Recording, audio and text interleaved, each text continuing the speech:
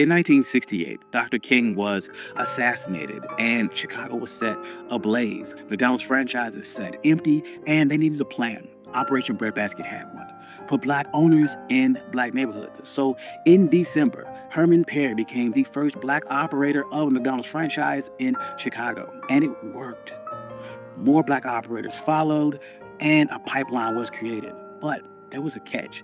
McDonald owned the land, they set the fees, and they picked your lots. So join us today while we talk about how McDonald's created a black franchise empire and everything that it cost. I'm your host, Country Boy. This is One Mic Black History, and if you like stories like this, you can find more stories like this at onemichistory.com. But without further ado, let's get started.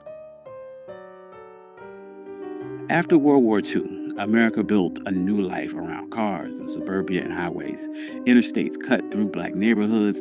Urban renewal cleared blocks in the name of progress. Banks drew red lines on maps around black homes, and the GI Bill helped white veterans buy homes and businesses at a greater clip than their black counterparts. As factories left the city, steady jobs left too. White flight followed, and with that went supermarkets and many white-owned stores.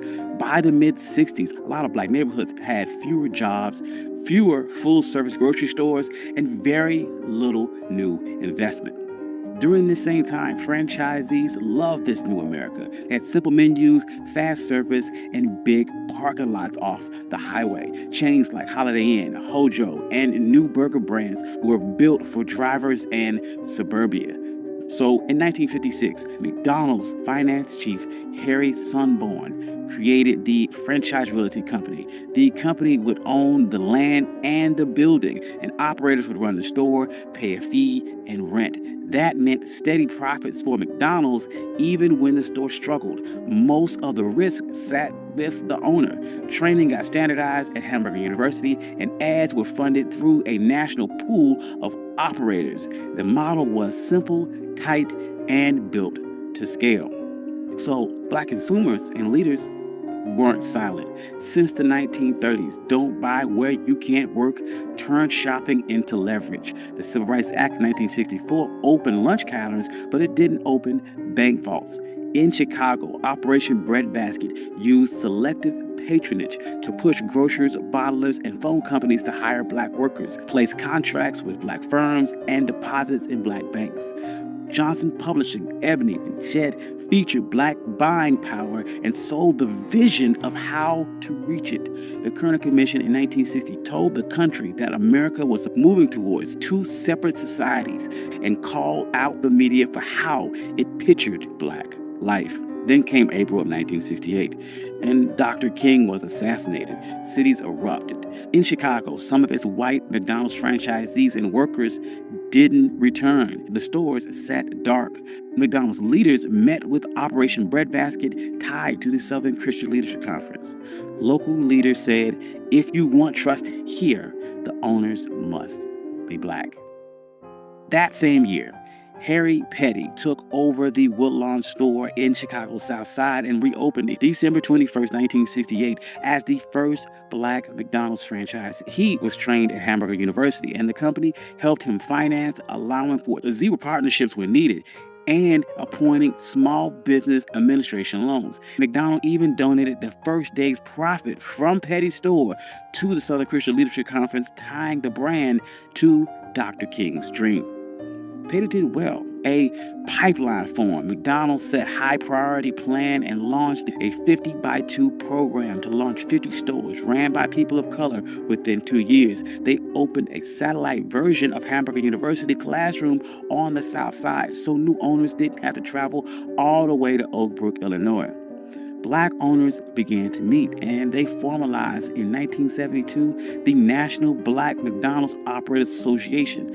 One member called the group both the NAACP and the Southern Christian Leadership Conference for black operators.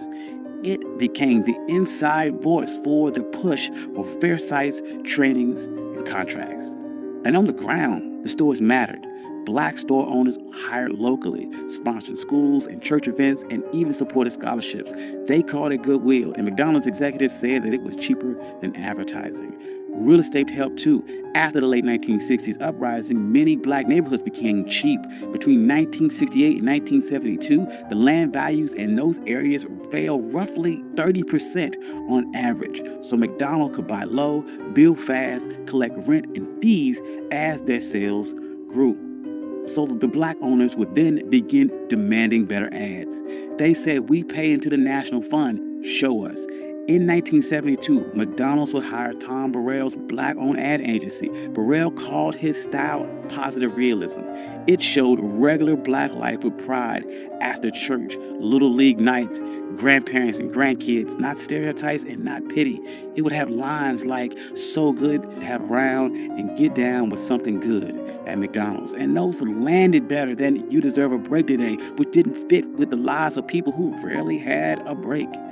Research showed this rose the brand's image, and dollars shifted to Ebony and Jet and black radio, and black artists and models and researchers like Viewpoint got paid to shape the black image. Then civil rights groups would push further. The NAACP used fair share agreements and contracts for black builders, insurers, and distributors. The Black Operators Association stressed that one restaurant could support a web of black businesses around it. The system sent money past the counter into banks, printers, construction crews, and ad shops. However, in that fine print, McDonald's kept the land. Owners paid a monthly fee of about 4% in sales plus rent. Part of that rent is a slice of the sales, which reached up to about 14.5%. Owners also had to pay at least 4% in sales to the national ad pool. The company set the standards, inspections, and decided renewals. That is why many owners call themselves captive tenants. In plain words, you ran the store, but the company owns the ground and sets the rules. So site placement became a fight.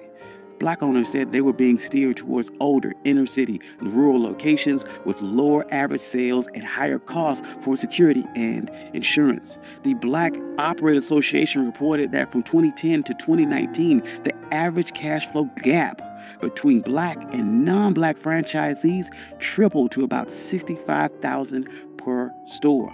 And as health debates grew, fast food filled spaces that supermarkets left. But that heavy concentration of chains in poor, segregated areas linked them to higher rates of obesity and diabetes. Some cities saw protests and asked for more fresh food access and more corporate responsibility. Recently, these tensions have bubbled to the surface. Dozens of former black franchisees and some black executives have sued, saying that the system is biased. Herb Washington, a former black ball player, said that he was steered towards weaker markets. McDonald's would purchase his 13 stores for $33.5 million. And it was during this time that black franchisees fell from about 400 in 1998 to just 200 today, even as McDonald's doubled its total franchisees worldwide. So why does any of this matter? McDonald's opened up a real pathway to black ownership and middle-class jobs when other industries stayed closed. In the late 2000s, black McDonald's stores reported more than $2 billion in sales. Company leaders said that McDonald's has created more black millionaires than any other corporation. And the ad shift put black families on national TV like it had always been that way. Yet outcomes are uneven. The same real estate and corporate power that made the model work also put a ceiling on it. It set the door and the deal at the same time. Big brands can push capital, contracts, and images to black communities fast. But if the company owns the land and sets the fees and chooses the sites, your success rides on their map. So let's be clear. McDonald's did the math. And after 1969, land got cheaper. The company owned the dirt and collected the rent and fees no matter who ran that store. Installing black owners protected their assets, rebuilt sales, and won goodwill. Moving ad dollars to black media reached customers other brands were ignoring. And hiring black suppliers kept the system running.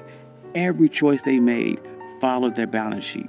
And this doesn't erase the good. Black franchisees built real businesses. They hired neighbors and funded scholarships. And Burrell's ads show black life on national TV. Both things can be true. But if we want real ownership, We got to follow the money.